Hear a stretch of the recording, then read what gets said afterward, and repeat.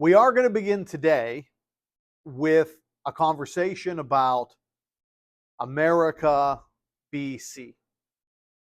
I want you to think about that term, America BC. Now, in history parlance, historically, BC always meant before Christ.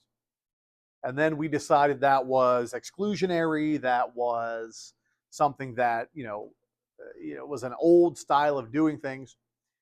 So BC became before Common Era. It means exactly the same thing as before Christ, the year zero. That designation hasn't changed, but it's one of these things in history that we sort of agree on and move forward with. Back in the day, it was BC and AD. Today, it's BCE and CE. It means the same thing. But if you remember the syllabus for our class, it was scheduled to begin with America's colonial period. That is to say, America when Europeans arrive.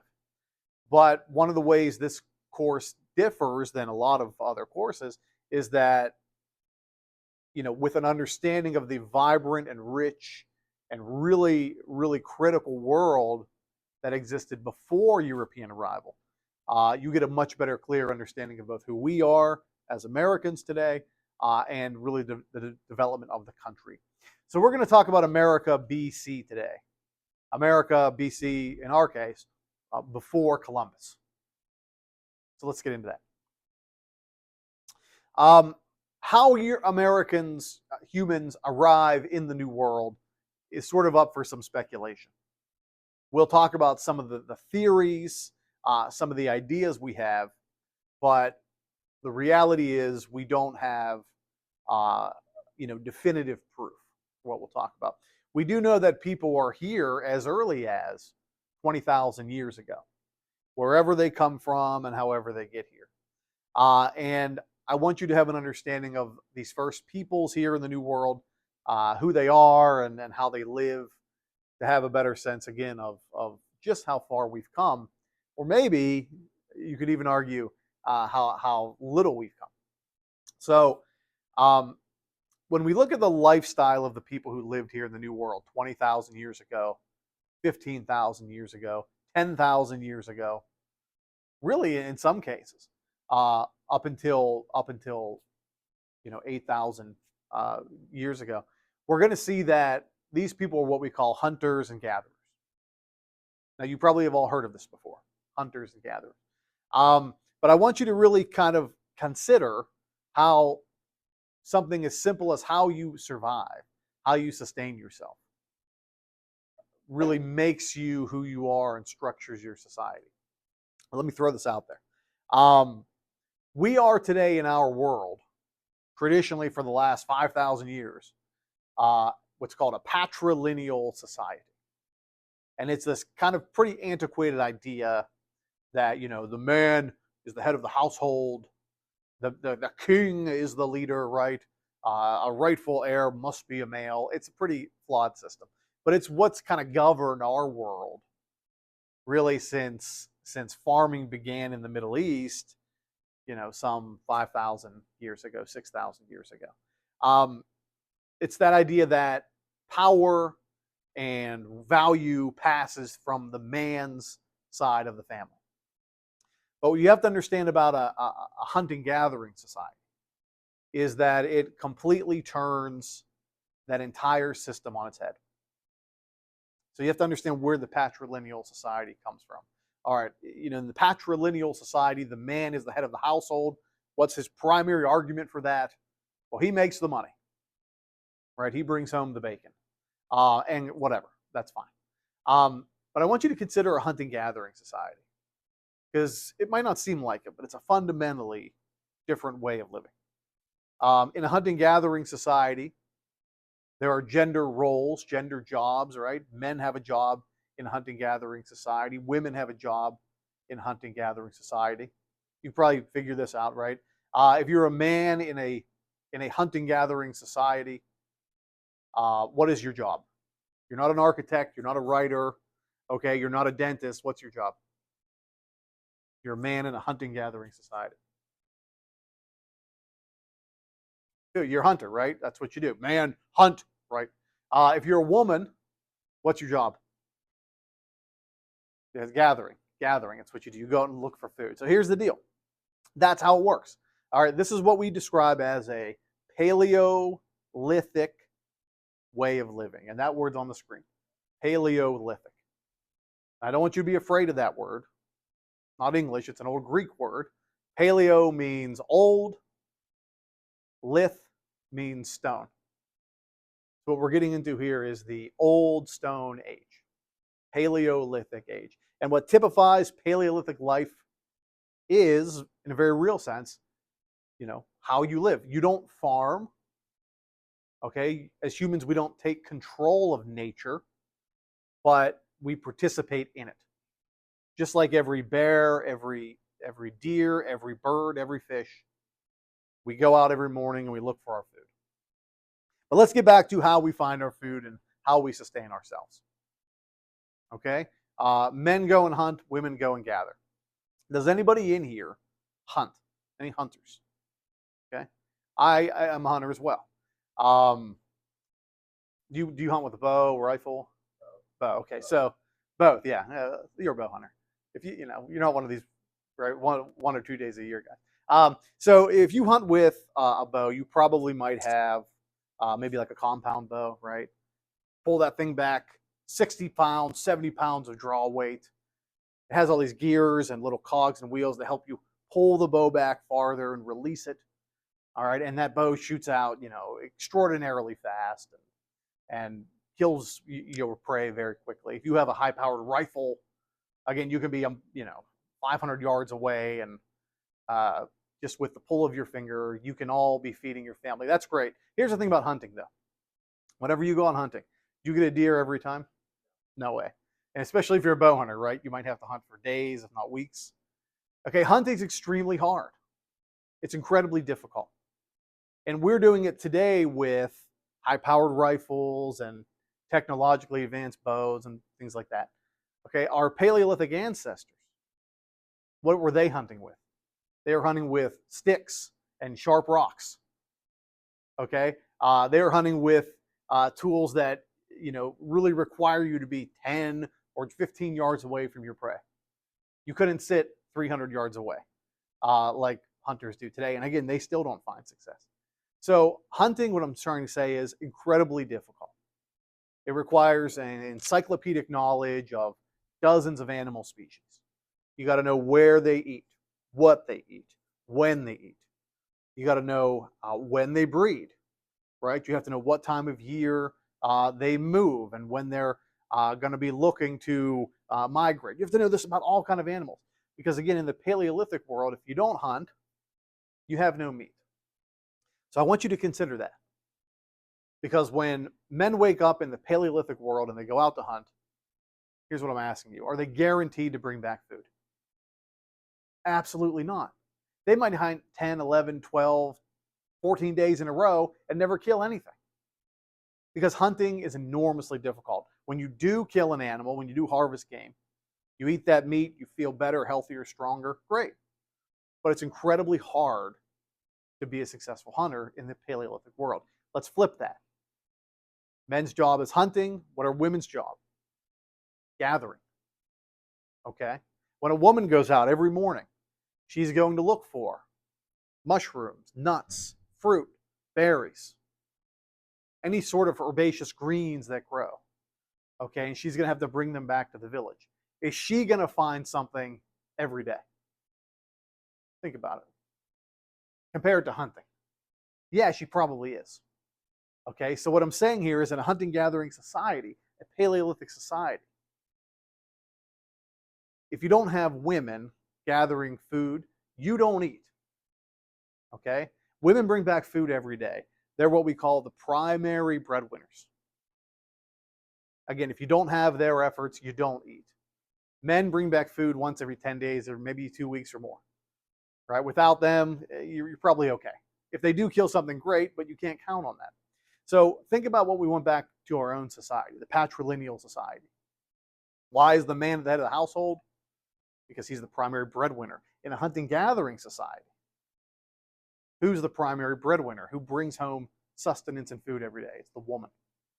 So in hunting gathering societies around the world, and certainly here in Paleo America, the most powerful person in any family group was not the oldest man, but the oldest grandmother.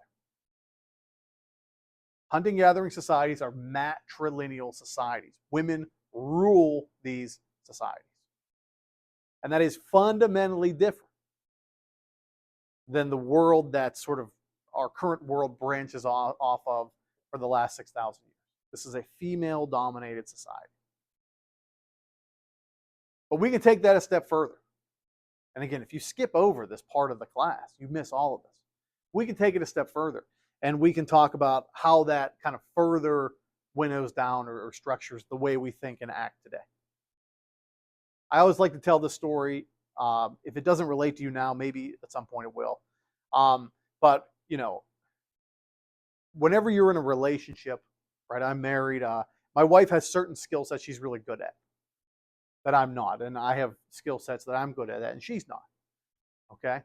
For example, there's that old saying, that old phrase, that nothing's ever lost until your mom can't find it. You guys maybe heard that? My wife has this amazing ability that my kids can say to her, no matter what she's doing, hey, have you seen my keys, right? Or my wallet? Like, honey, have you seen this or that? Where's my son? Where's this Lego piece? Whatever. She's doing things. She's very busy. And she can just like spit out, oh yeah, your wallet's in the drawer or whatever. And that's like an innate ability she has. But the thing is, it's not just because she's very smart. She is. But that is an innate ability of survival that's passed down to her through thousands of generations of her grandmothers. And for many of you in here, especially women, you may have that ability as well. It's hunting and gathering. Studies have shown, experiments have proven, that comparing men and women today, women have a far greater propensity of recognizing shapes, remembering patterns, and again, like choosing or finding or locating, reliable kind of like hidden images amongst other images. All right, women just have that natural ability. That is not something that you learn, it's something that you're born with. Hunter and gathering societies, women thousands of years ago would have to go out and forage for food, and they need to know, where did I see that mushroom? Because my kids need to eat it today. What tree has good, healthful fruit, and what tree will kill me and my family? Most plants are poisonous. So women had to recognize the shapes of the flowers, the colors of the flowers, remember where they were, how to find them, when they grow. Life and death, literally life and death depended on that. Okay? So how does that genetically get passed on to us today? My wife helps me find my keys. She's unconsciously doing that. She's doing that really well. Okay? That is a gift from her distant great-grandmother thousands of years ago. I'm not great at that, but my distant great-grandfathers and your distant great-grandfathers weren't really great at that either. That wasn't their role in life and in society.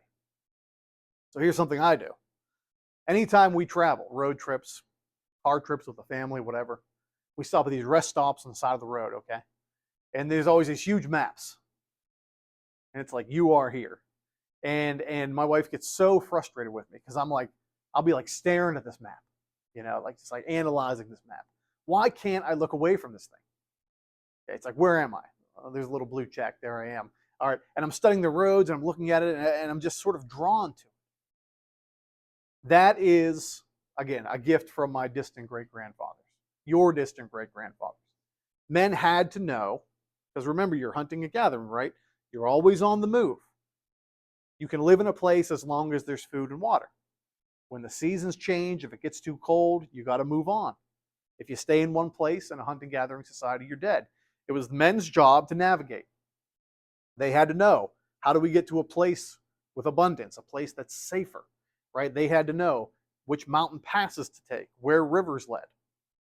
This isn't just something that I'm into, like looking at maps. I know I am, but it's thousands and thousands of years of human survival drip down into our modern world in the form of me looking at maps and learning roadways. It was the male gender's role to be a wayfinder in a hunting gathering society. So it's a really powerful thing, and it helps us sometimes, right? Our distant ancestors, and it hurts us in other times. So here's a way it really helps us: anxiety, right? It's a real bear. It's part of all of our lives. It's part of our human existence. We're all here because we have really strong propensity for anxiety. But it wasn't always that way. I want you to think about this. Let's say you're a distant hunter-gatherer, right? You're on the move, you enter a new area, you're looking for shelter, you want to protect your family, you want to protect your children, you find a cave. And you think, oh, good, there's a cave, I'm going to go in there, and I'm going to be safe. No rain, no cold, will be awesome. So you can do one of two things. You can pop right in, and you gamble with your life, or you can take it easy, take it slow, because you don't know what's going to be in that cave, right? So there's one family. They jump in the cave. There's a saber-toothed tiger in there, and they're all dinner. They're all dead. Their genes don't get passed on. Their instincts don't get passed on. They're wiped out. But then there's another Paleolithic family, and they say, let's hold it for a second. Let's watch this cave. Let's be afraid of this until we're sure there's nothing dangerous in there. Then maybe the saber-toothed tiger comes out, and you kill it, and then the cave is yours. Those people had babies. Those people passed on their genes. Those people are your ancestors. We all have really strong propensity for anxiety because it kept us alive. Think about this. Have you ever been walking somewhere, maybe driving, and you like almost get in a car accident?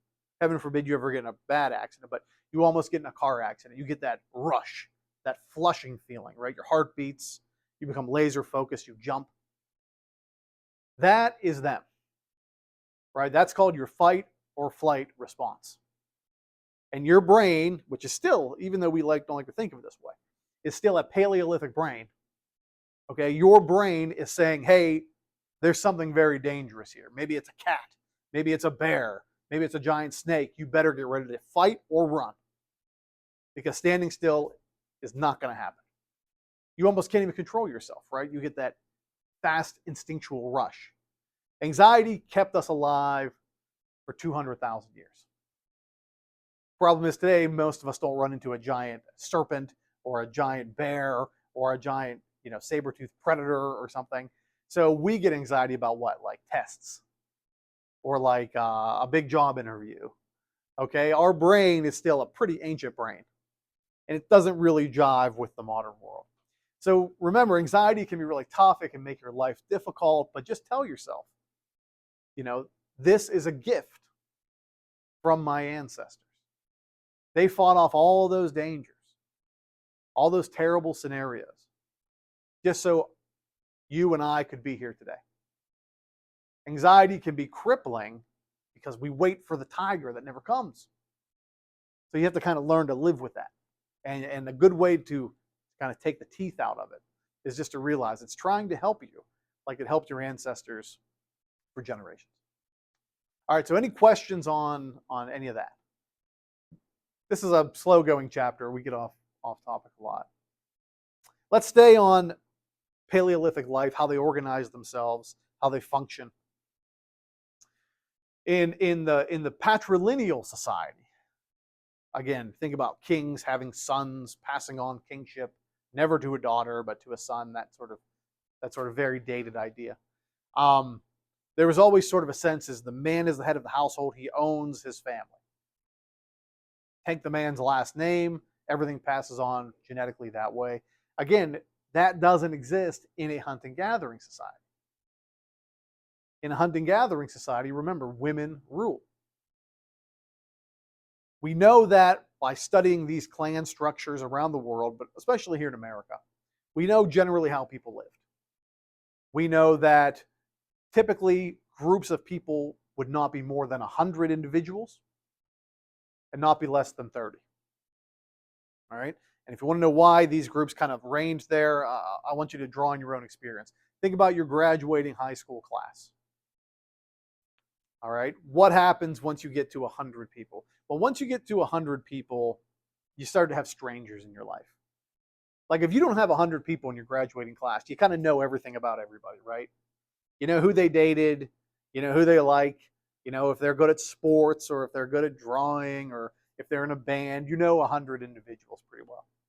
But if you get to 150 people, 200 people, there's some strangers in there. People you can't trust, people you can't rely on. You can't know that many people, right? So generally these people, hunters and gatherers, lived in clan groups smaller than 100 individuals because they had to have like sort of an intimate knowledge of each other. On the other side of that, we know they were at least as big as 30. Because if you don't have at least 30 people, then it's going to be really impossible to have children and safely pass on your genes.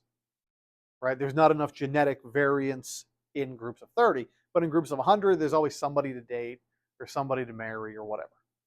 So we know typically they were between 30 and 100 individuals. Even the way they raised children in these hunting gathering societies was different than the way that we do in the modern era. All right, so here's how it goes. A woman gets pregnant. She's usually in a hunting gathering society somewhere from 12 to 20 years old. Very different than our society. And this isn't a science class. I don't have to get into like how that whole thing works. You know, you could probably Google that. But a girl gets pregnant, right? She gets pregnant.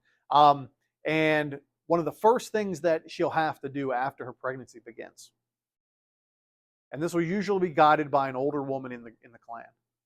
She has to then go on and have sexual relations with many of the other men in the village, all within a very short time. Okay, that's very different than the way we think of child rearing today. Now, why would they do that? Okay, if she sleeps with one man, the baby has one father, right? If she sleeps with 15 men, how many fathers does the baby have? 15. Because no one's sure like who the father of the baby is. So all of the men of the village kind of raise this child as their own. Some men may be better hunters, some men may be better builders, some men may be better wayfinders, and that child gets to learn from all of the different men in the village, like having 15 or 16 different fathers. That is a far out idea based on the way we see the world. But it was critical to understanding the hunting gathering lifestyle because it's a world where you cannot go it alone. Period. You need groups of people in your life. You need people you can count on. You need a whole team to survive. And again, that is not, teamwork being something that we can just kind of lean on when we need it, like a lot of us today. Your success is entirely dependent for these people on how you work together to survive. So I bet you weren't going to probably talk about that this early in the morning. You probably didn't think so. But these are the kind of things I think that are really fascinating about this. Everything about these people is still in us.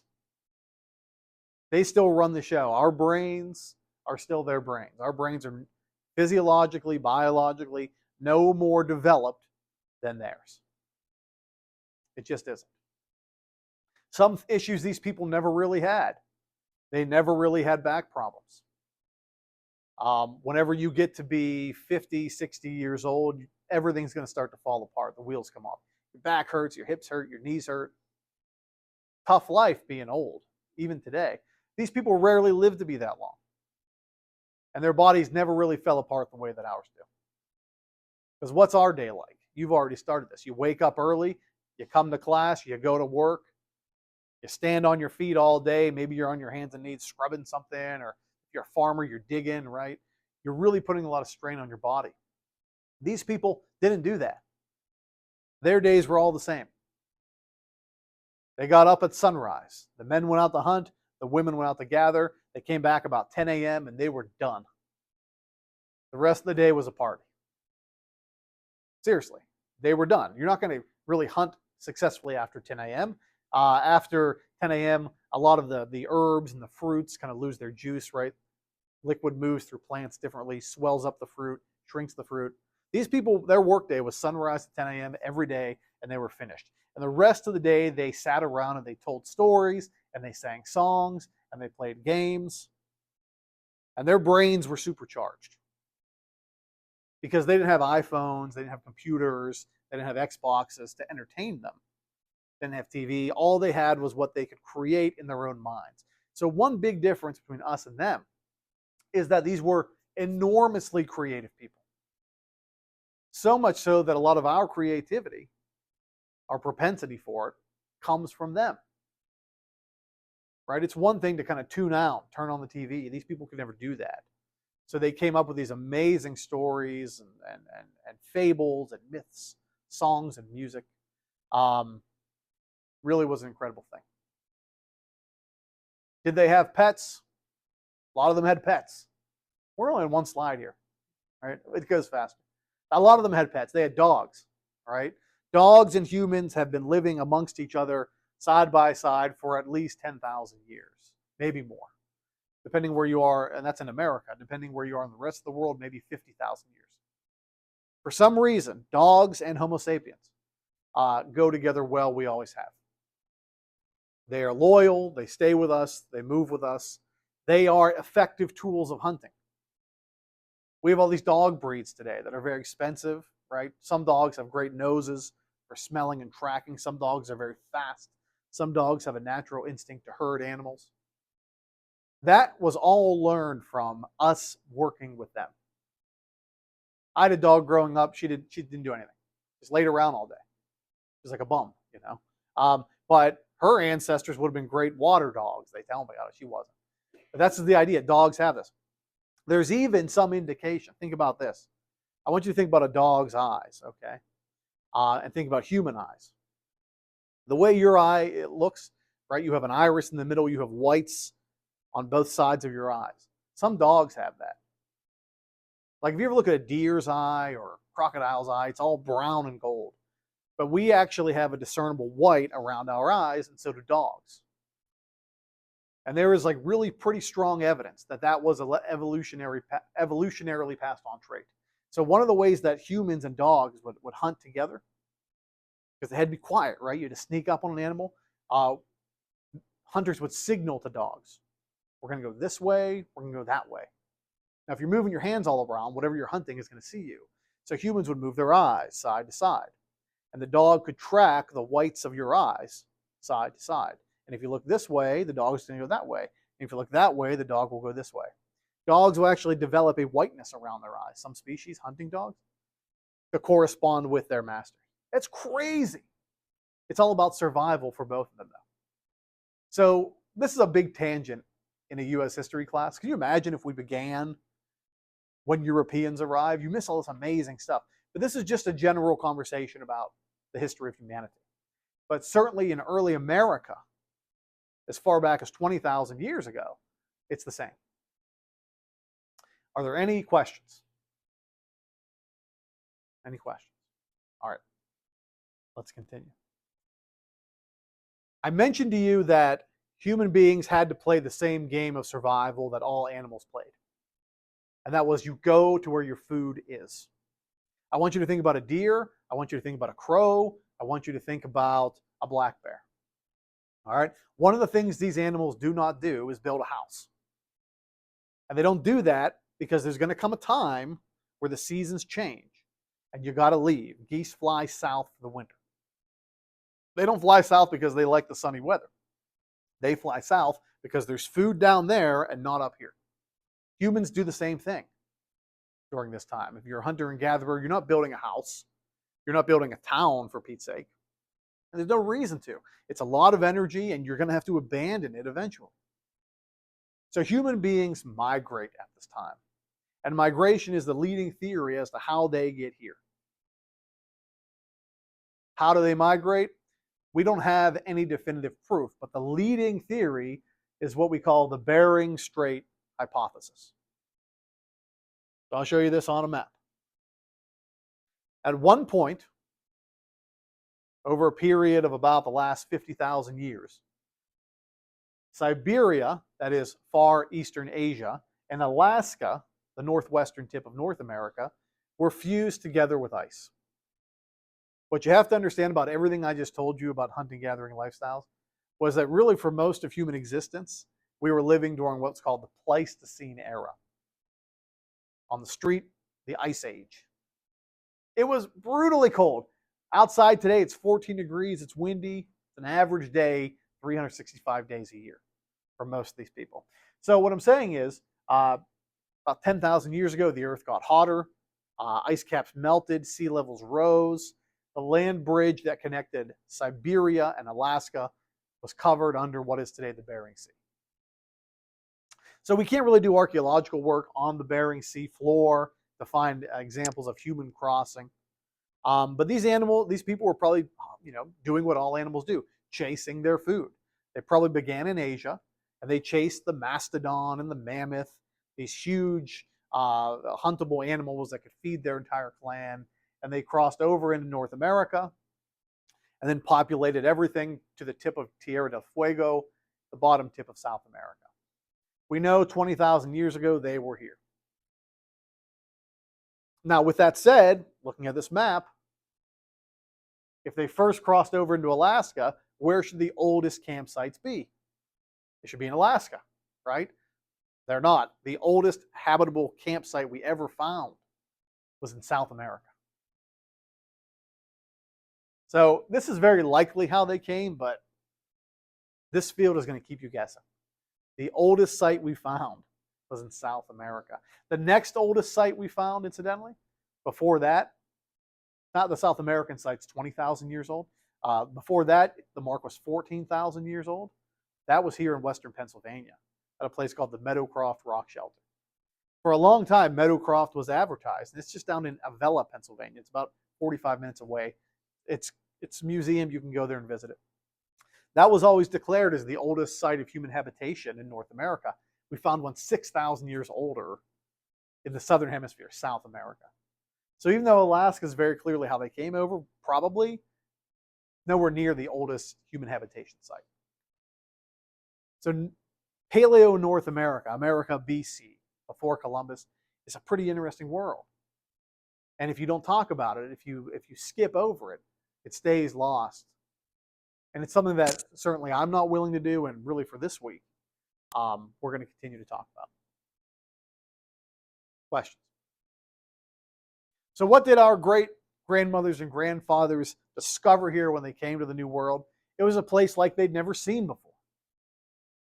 It was diverse, right? There were deserts, and there were rainforests, and there were deciduous forests, and there were plains.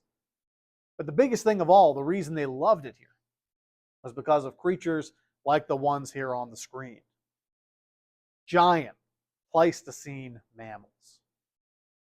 Giant Pleistocene mammals. These animals were big. Glyptodon, you see him there on the left. He was about the size of a minivan.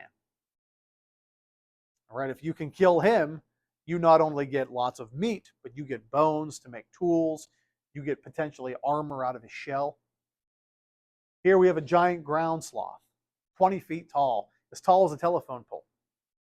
Again, if you can harvest that meat for your family, my gosh, right? What a change. Because you're not going to just eat him once. You're going to feed maybe 100 people for several weeks. Now, you might be saying, if I killed an animal that big, how would I keep the meat fresh? There's no refrigerators. There's no freezers. But the reality is we haven't had refrigerators or freezers in America even until about 60 years ago. There's one way you preserve meat. It's the simplest formula. Take away the water, bacteria can't live there. So think about beef jerky. You might wonder, why is beef jerky $15 a bag? It is. That's a real price. A lot of work goes into making jerky, right? You take a big piece of meat, you completely dehydrate it.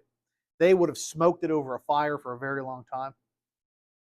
And with no water in that meat, that means bacteria can't live in it. That means that is edible meat for you for weeks, if not months. Now, it wouldn't last months. You'd eat it before that. But you kill an animal like this, your days of hunting are limited because you bought yourself at least a month of survival from killing that animal. Not to mention you can turn its pelt and fur into clothing and shelter, keep yourself and your family warm. North America was an amazing place. What else was amazing about it? Well, these animals have never seen a human being before. They're not like animals in Asia or Europe or Africa that know to run when they see you. You ever see a deer in your backyard? You're not going to get very close to it. It's going to run because it knows to be afraid of you. It's got that fight or flight survival instinct. But these animals have never seen a person before. So our ancestors walk up to it with spears. And what does the animal do? Nothing. It doesn't run. It doesn't flee. It has no reason to be afraid of it. You just walk up to it and stab it, and it's dead. These animals have no fear instinct in the New World because human beings have never been here before. So there's literally tons of meat, right? Tons of meat. And it's a pretty great place. Now, that being said, it's not all rosy. I want to introduce you to somebody. Also living in North America at this time was this beast. This is an animal, Pleistocene animal, Paleolithic mammal, no longer alive today, called the short-faced bear. And I want you to see how big this thing is compared to those people standing there. Like, I love nature. I love animals. I love being outside. I am very grateful that this thing is no longer alive. Because when human beings came to North America, yeah, there were a lot of animals that weren't afraid of you, but there were also a lot of animals that weren't afraid of you. And they thought you might be a tasty snack. The short-faced bear, this nightmare of a creature, lived here in the New World. And that's something that these first Americans had to contend with. Some other creatures, you know this one, Smilodon, right? The saber-toothed cat. Man, oh man, welcome to your new home, right? You got behemoth monsters like this living out there that would hunt you with no fear. So the New World was kind of a new world for everybody, plants and animals alike. But on the whole, things were pretty good here. More meat than they could ever have dreamed of, and meat that wasn't necessarily that hard to acquire. All right? Any questions there? All right, so the good times are rolling until they're not rolling anymore. Because about 10,000 years ago, 8,000 BCE, something dramatic happens. A massive die-off occurs. The earth gets warmer. Water levels drop. Forests turn into grasslands because there's not enough water, not enough moisture to keep those plants alive.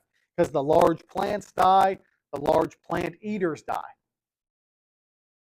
Because the large plant eaters die, the large meat eaters die. And about 10,000 years ago, we have this radical extinction here in North America. Many people speculated this must have been caused by maybe human beings. Maybe human beings came here and they just disrupted the ecosystem too much. They hunted too much. That wasn't really a very convincing argument. Because really there just weren't that many people here. Now, they did radically change the ecosystem, but not enough to kill off every plant and animal species of consequence. What really did it was the Earth's climate changing. We know the Ice Age ended. Things got warmer and drier. And that's going to have a catastrophic consequence. Okay. This will lead us to one of the hardest times in the history of human existence. We call it the Archaic period. We call it the Archaic period because archaic means dark or shadowy. We just don't know a lot about it. It'll last about 100 generations. The large mammals die. They are replaced by, or outlived is a better word, by smaller mammals. Mammals that don't need a lot of food to survive, right? We saw a giant sloth. It probably needs 200 pounds of food a day to live. Like 200 pounds of forage to live. It can't do that anymore because that kind of plant life isn't around anymore. So what survives? Well, a white-tailed deer survives. A white-tailed deer needs 5 pounds of food a day to survive. And think about the deer outside right now and think about where you're going to find 5 pounds of food. And remember, they don't eat grass. They eat fruit and nuts and berries. That's tough. It's tough to be a deer. 5 pounds of food compared to 200 pounds of food. That's the difference between extinction and survival. Black bears survive, grizzly bears survive, elk survive, moose survive. I know none of those are particularly small animals, but compared to the big giant animals, yeah, they're small. Now hunting becomes more difficult, right? Before you could kill a giant sloth and feed 30 people. Now you kill a deer and you feed maybe 4 or 5. So people start having less children. Those clan groups, remember, 30 to 100 people get smaller. The world is a different place. North America is a different place. Now, human beings are unique. They're special. They're smart. We are them. They have to make a choice. You can do one of two things. You're not going to change the world. Okay? So you either do things the way you used to do it and go extinct, like every other big mammal, or you adapt, you change. And that's what they'll do. Their family units become smaller. Their hunting strategies become more intricate and diverse. The big food sources are not coming back. And they have to either adapt with it or be gone forever. So what we'll talk about in the next section is going to be what life in America looks like after the Ice Age.